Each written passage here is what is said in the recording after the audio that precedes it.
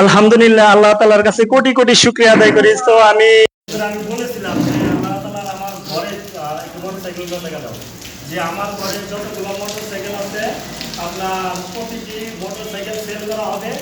থেকে আমি আল্লাহ তাআলার রহমতে আমি কিছু আমি গরিব মানুষকে সহযোগিতা করবো। তো মোটর সাইকেলটি বেচার সাথে সাথে উনি আমার কাছে আর কি সাহায্যের জন্য এসেছিল, যে ভাই আমাকে, উনি প্রতিদিনে আসে এবং ওনারা সবাই আপনাকে করবেন না, যে এই ভাইকে আপনারা হয়তো সবাই চিনতে পাবেন। আপনার বাসা কই?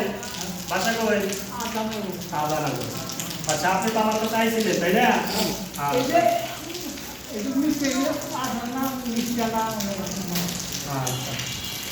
তো আমি বলছিলাম যে ভাই আপনি একটু পরে আসেন, তার কারণে ওনারে বললাম যে আমি আপনাকে কিছু সহযোগিতা করতে চাই, তো আমি আপনাকে কি কিনা দিলে আপনি খুশি হবেন। উনি বললো যে বৃষ্টি করে দিন, বাসায় মুড়ি খেতে চান, আর যার কারণে আমি একটা মুড়ির বস্তা এনে দিলাম। আপনার কি মুড়ি খেতে মন চাইছিল? তা আপনি খুশি? হ্যাঁ, আপনি খুশি? দেখেন, তো আমার ইচ্ছা যে আল্লাহ তাআলার কাছে আমি কোটি কোটি শুকরিয়া আদায় করি, এরকম যাতে আরো ভালো ভালো কাজ করতে পারে। সকলে আমাকে একটু সাপোর্ট দিবেন, সকলে আমাকে একটু ভালোবাসা দিবেন।